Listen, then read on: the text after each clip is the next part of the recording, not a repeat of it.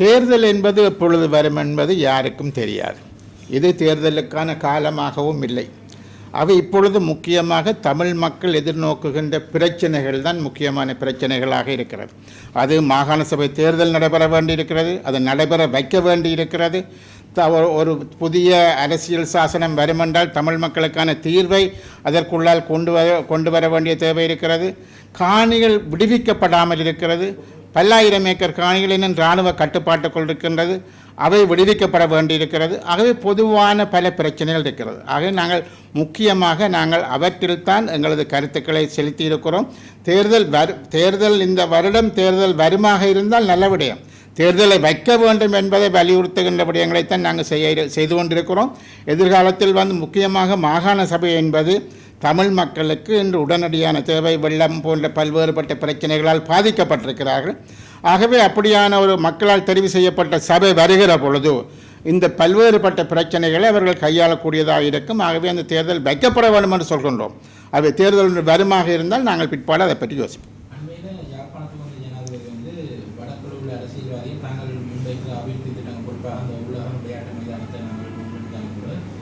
அரசியல்வாதிகள் அதை நீதிமன்றத்தில் போய் இந்த தடை உத்தரவு எடுத்த மாதிரி கருத்து சொல்லியிருந்தார்.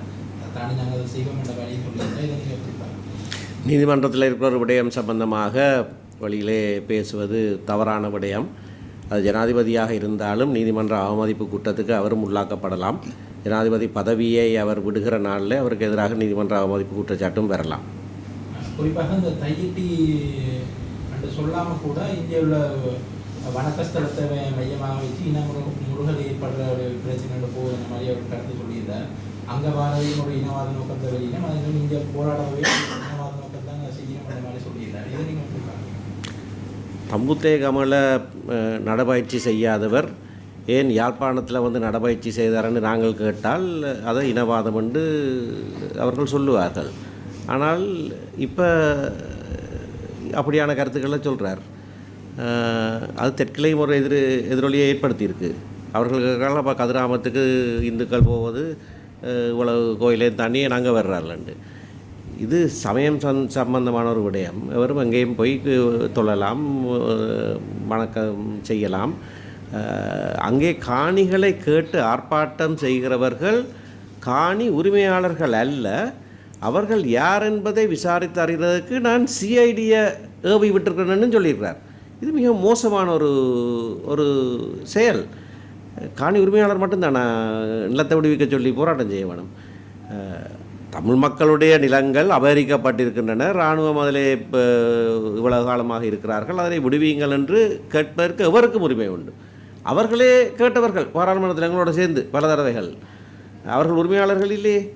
நாங்கள் பாராளுமன்ற விவாதங்கள் நடக்கிற வேலையெல்லாம் அவர்கள் எங்களோட சேர்த்து மக்கள்கிட்ட காணியில் விடுவீங்கள் என்று முன்னே அரசாங்கத்திலே கேட்டவர்கள். ஆகவே காணி உரிமையாளர்கள் தான் கேட்க வேண்டும் என்ற எந்த கட்டாயமும் இல்லை. அப்படி கேட்கிறவர்களுக்கு எதிராக குற்றப்புலனாய்வுத்துறையினரை நான் ஏவி விடுகிறேன் என்று பயமுறுத்துகிறது இன்னமும் மோசமான ஒரு செயல். ஆகையினாலே ஜனாதிபதி இனவாத கருத்துக்களை சொல்லுகிறார் என்று ஜனாதிபதி தேர்தல் காலத்திலே ஒரு கருத்து சொல்லப்பட்ட போது நானும் கூட சொல்லியிருந்தான், இல்லை அப்படியான சிந்தனை அவருக்கு இருக்காதுன்னு சொல்லி. ஆனால் ஜனாதிபதி ஆன பிறகு பல்வேறு அழுத்தங்கள் அவருக்கும் இருக்கிறது போல தான் தென்படுது. விசேஷமாக திருவண்ணாமலை புத்தர் சிலை விவகாரத்தில் அந்த சிலை அங்கே வைக்கப்படக்கூடாது என்று போலீஸே முதல்ல அதில் அகற்றிவிட்டு, பிறகு இல்லை பாதுகாப்புக்காகத்தான் அகற்றினோம் என்று போலீஸே திரும்ப கொண்டு வந்தாங்க. அந்த சிலையை வைக்க பண்ணியது இந்த அரசாங்கத்தினுடைய செயல். இப்போ நீதிமன்றம் வேறு நடவடிக்கை எடுத்திருக்கு, அது வேறு விஷயம். ஆனால் அரசு நிறைவேற்றுத்துறை அப்படியாக மண்டியிட்டு பௌத்தத்துக்கு மண்டியிட்டு மற்ற சமயத்தவர்களுடைய எண்ணங்களை மதிக்காமல் செயற்பட்ட ஒரு விடயம். கல்வி சீர்திருத்தத்தை எடுத்துக்கொண்டால் சீர்திருத்தத்தில் என்ன இருக்கிறதுன்றது வேறு விடயம். அதில் குறைவுகள் இருந்தால் நாங்களும் பேசுவோம். ஆனால் மகாநாயக தேர்தல் நான் தீர்மானிக்கிறது கல்வி சீர்திருத்தத்தை இப்போ நடைமுறைப்படுத்துகிறதா இல்லையாண்டு. ஆனபடினால் இந்த நாட்டுடைய போக்கை முன்னேறவர்கள் செய்ததைப் போலவே ஒரு இனவாத மதவாத சிந்தனையோடு பேரினவாத சிந்தனையோடு இந்த அரசாங்கம் செயற்படுத்துகிறது என்பது எங்களுக்கு இப்பொழுது தெளிவாக தெரிகிறது. இந்த தையிட்டி விகார சம்பந்தமான முக்கியமான விஷயம் எல்லோருக்கும் தெரிந்த விஷயம், ஜனாதிபதிக்கும் தெரிந்த விஷயம். தையிட்டி விகாரை என்பது தனிப்பட்ட நபர்களுடைய காணியில் கட்டப்பட்ட சட்டவிரோதமான கட்டடம். ஆகவே அந்த மக்கள், அரசியல் கட்சிகள் அந்த மக்களது காணிகள் கொடுக்கப்பட வேண்டும் என்று போராடுவது நியாயமானது, ஜனநாயகபூர்வமானது. ஆகவே அதில் மற்றவர்கள் போய் போராடக்கூடாது என்று சொல்லி ஜனாதிபதி கூறுவது முதல் தவறான ஒரு விடயம். அது ரெண்டாவது விடயம் தனது காணியை, தனது பூமியை இழந்தவன் கேட்பது இனவாதமாகாது. அவன் தனது சொந்த பூமியை கேட்பது என்பது இனவாதமாகாது. ஆகவே அந்த சொந்த காணியை கேட்டுத்தான் போராட்டமே தவிர வேறு நாங்கள் இனவாத சிந்தனைகளுடன் விஷயம் அல்ல. முதலாவதாக அந்த இடத்தில் அந்த கோயிலை, அந்த புத்த கோயிலை கட்ட வேண்டாம் என்று நாகதீப விகாராதிபதி சொன்னதாக அவரே கூறுகிறார். அதில் கட்ட வேண்டாம், அது தனியாருடைய காணி என்று நாகதீப விகாராதிபதி சொன்னதுக்கு பிற்பாடு கூட அது கட்டப்பட்டிருக்குது, அது சட்டவிரோதமானது என்று அந்த விகாராதிபதியை இப்பொழுதும் கூறுகின்றார். ஆகவே அப்படி ஒரு சட்டவிரோதமாக கட்டப்பட்டதுக்கு பிற்பாடு அந்த காணியை தாருங்கள் என்று கேட்கின்ற பொழுது அது நீங்கள் அப்படி கேட்டால் இனவாதம், நான் சிஐடியை விட்டு அதை விசாரிப்பேன் என்று கூறுவதெல்லாம் ஒரு ஜனாதிபதிக்கு அழகான விஷயம் கிடையாது. அவை நாங்கள் ஒரு இனவாத சிந்தனையுடன் போராடவில்லை. இழந்து போன எமது காணிகளை திரும்ப தாருங்கள் என்பதுதான் அதனுடைய அடிநாதம். நீங்கள் அந்த காணிகளுக்குள் கொண்டு புத்த கோயில்களை கட்டுவதும் குடியேற்றங்களை செய்வதும் என்பது நீங்கள் தமிழ் மக்களை மேலும் மேலும் ஒரு சிங்கள பௌத்த மேலாதிக்கத்துக்குள் கொண்டு வருவதற்கான ஒரு முயற்சி. அது வேண்டாம் என்று தான் நாங்கள் கூறுகிறோம். தமிழரசு கட்சி உள்ளிட்ட தமிழ் கட்சிகளுக்கு நாங்கள் அழைப்பு விட்டோம். ஆனால் அந்த கட்சிக்குள்ள உள்ள ஒரு சிலர் அந்த பங்குகளில் இருந்தவர்களுக்கு அச்சுறுத்தல் விடுத்த மாதிரி அமைச்சர் சந்திரசேகர் கருத்து சொல்லியிருந்தார். நேற்றைய தினம் ஏனைய சில விடயங்களை பற்றி நாங்கள் பேசியிருக்கிறோம். முக்கியமாக இந்த பிரஜாசக்தி என்று சொன்ன அடிப்படையில் கிராம மட்டங்களில் ஜேவிபியானது தனது கட்சி பிரமுகர்களை நியமித்து மக்களால் தெரிவு செய்யப்பட்ட உள்ளூராட்சி சபை உறுப்பினர்கள் எல்லோரையும் ஓரங்கட்டி அரசாங்கம் அல்ல, ஆளுங்கட்சியானது தனது பிரதிநிதிகளை நியமிக்கின்ற ஒரு போக்கு இருக்கின்றது. இந்த உள்ளூராட்சி சபைகள் என்பது அடிப்படையில் நேரடியாகவே அது மாகாண சபைகளுக்காக ஒதுக்கப்பட்ட ஒரு விடயம். மாகாண சபைக்கு கீழ்த்தான் இந்த உள்ளூராட்சி சபைகள் என்பது வருகிறது. ஆகவே மாகாண சபைகள் செயலற்றிருக்கக்கூடிய ஒரு சூழ்நிலையில் அரசாங்கம் அவற்றை மீறி தான் விரும்பியவாறு ஒவ்வொரு கிராம சபை பிரிவுகளிலும் தமது கட்சி பிரதிநிதியை கொண்டு சேர்ப்பது என்பது ஒரு சட்டவிரோதமான, ஜனநாயக விரோதமான ஒரு செயற்பாடாக நாங்கள் கருதுகிறோம். ஆகவே அப்படியான நியமனங்கள் அனைத்தும் இல்லாமல் செய்யப்பட வேண்டும் என்பது எமது அடிப்படையான கோரிக்கை. அவற்றின் ஊடாக உண்மையாகவே இதன் மூலம் ஜனநாயகத்தை மாத்திரமல்ல, மக்களால் தெரிவு செய்யப்பட்ட உள்ளூராட்சி சபை உறுப்பினர்களோ பாராளுமன்ற உறுப்பினர்களோ அல்லது அரச உத்தியோகத்தில் இருக்கக்கூடிய மேல்மட்ட உறுப்பினர்கள் எவர்களுக்கும் தெரியாமல் ஒரு ஒரு ஒரு ஒரு பிரதிநிதியூடாக, தமது கட்சி பிரதிநிதியூடாக கொழும்பில் இருந்து கொண்டு எல்லாத்தையும் வழிநடத்தலாம் என்று யோசிக்கின்றார்கள்.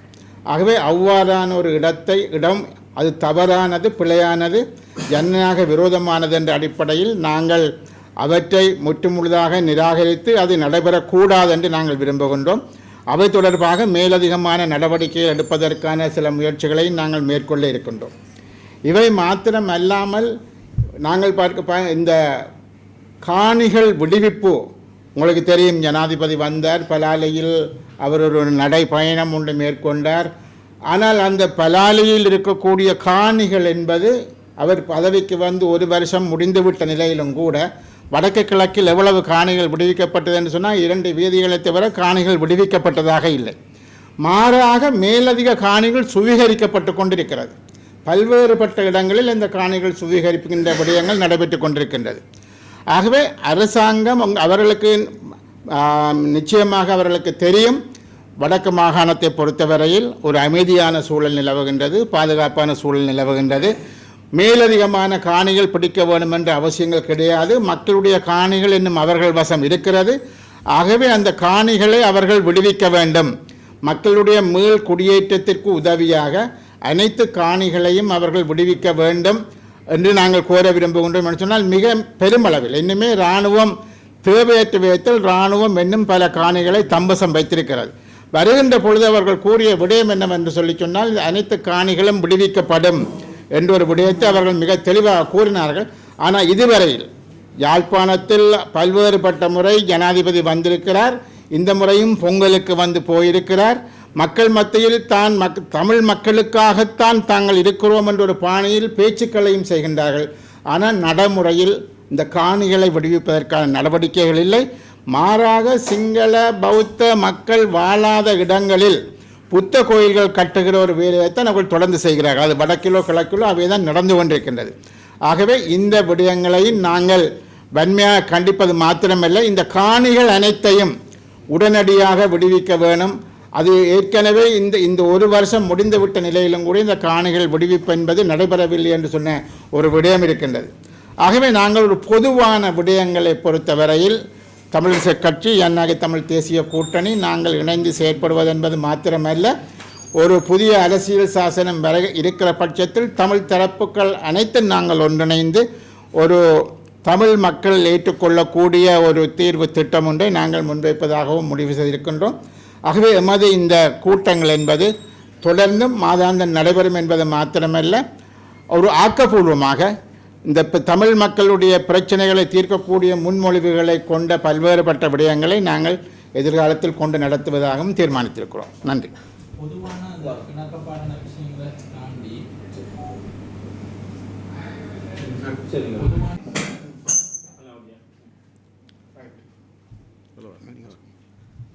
வணக்கம். இலங்கை தமிழரசு கட்சிக்கும் ஜனநாயக தமிழ் தேசிய கூட்டணிக்கும் இடையிலான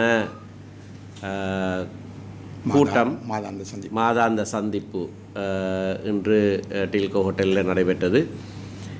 கடந்த முதல் தடவையாக நாங்கள் சந்தித்த போது மாதம் ஒரு தடவையாவது நாங்கள் கூடுவதென்று தீர்மானித்திருந்தோம். ஆகையினாலே இந்த மாதத்துக்கான சந்திப்பு இன்றைக்கு இங்கே நடைபெற்றிருக்கிறது.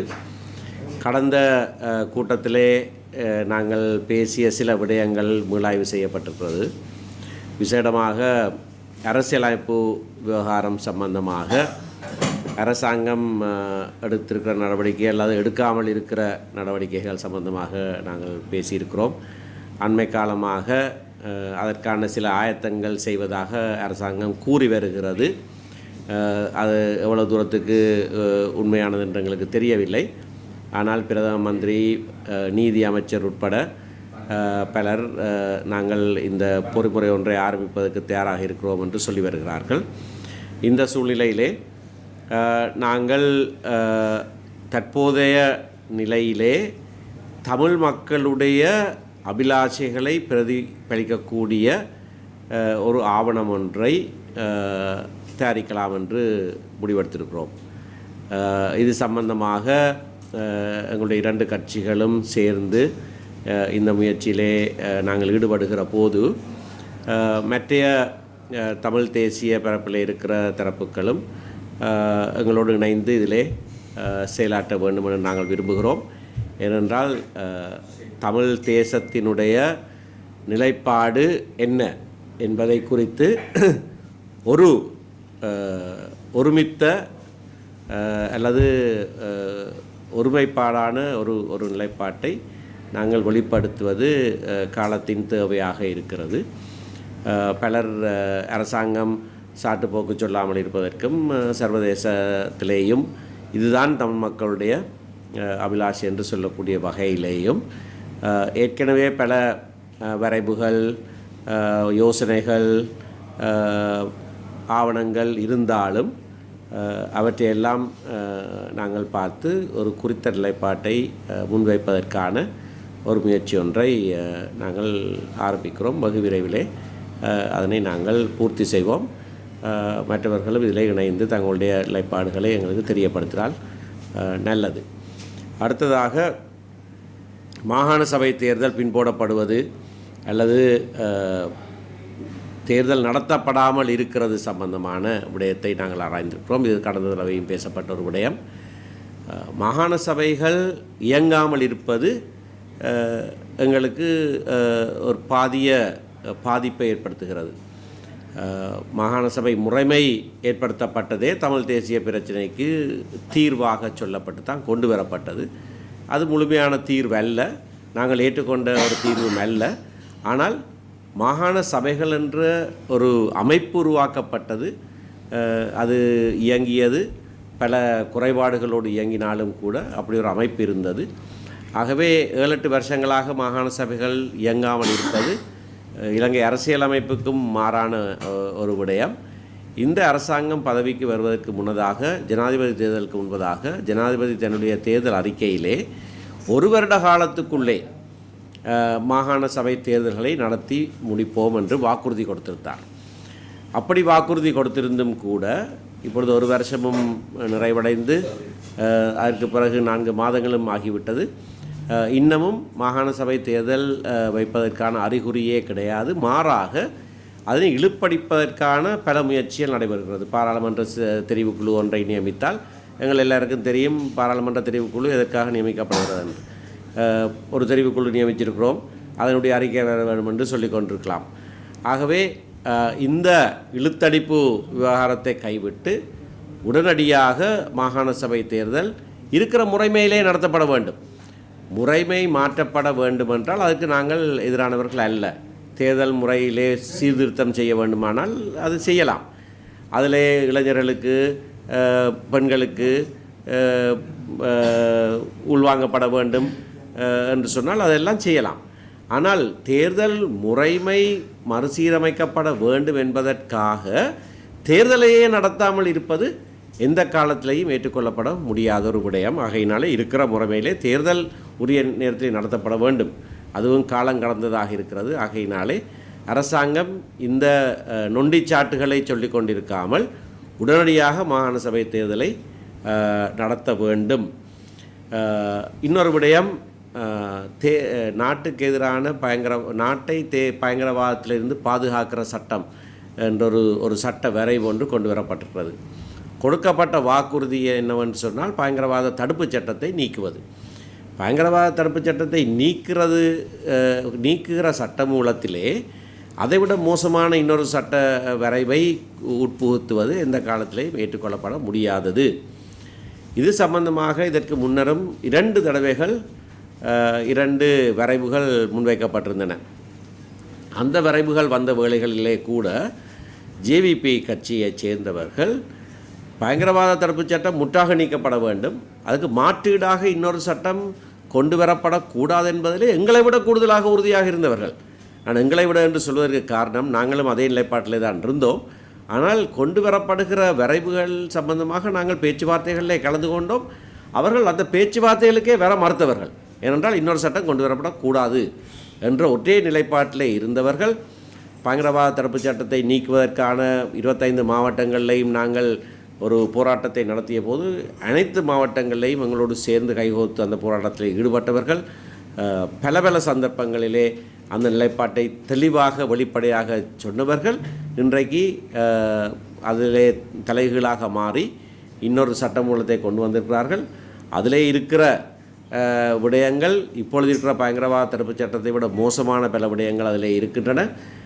ஆனால் அவற்றை பற்றியெல்லாம் நாங்கள் பேசுவதற்கு முன்னதாக பயங்கரவாத தடுப்பு சட்டம் முற்றாக நீக்கப்பட வேண்டும், மாற்றீடாக இன்னொரு சட்டம் கொண்டு வரப்படக்கூடாது என்பதிலே நாங்கள் எங்களுடைய நிலைப்பாட்டை அரசாங்கத்துக்கு அறிவிப்போம்.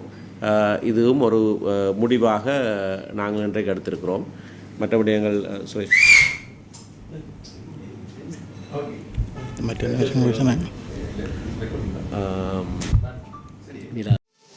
மேலதிக செய்திகளுக்காக எமது யூடியூப் தளத்தை சப்ஸ்கிரைப் செய்யுங்கள்.